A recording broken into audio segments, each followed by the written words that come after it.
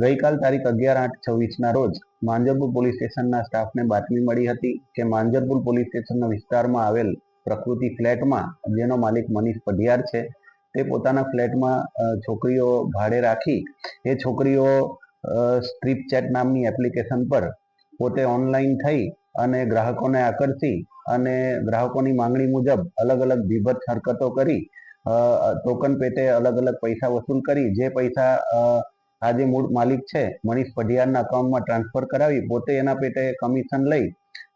ગુનો આચરતા હતા, જે બાબતે માંજરપુર પોલીસ સ્ટેશનને મળેલ બાતમી આધારે આ જે પઢિયાર છે મનીષ તેમના વિરુદ્ધ ઇમોરલ ટ્રાફિક એક્ટ તેમજ બીએનએસની અલગ અલગ કલમ હેઠળ હાલ ગુનો રજીસ્ટર કરવામાં આવ્યો છે. આરોપીની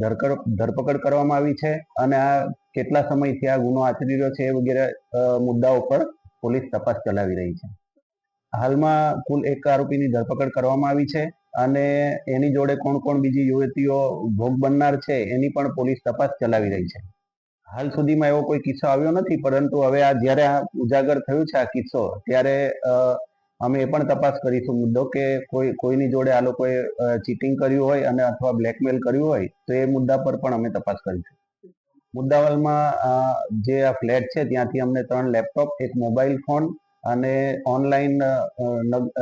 હરકત કરવા માટે કેમેરા મળી આવ્યા છે. એ બધું પોલીસે જપ્ત કર્યું છે.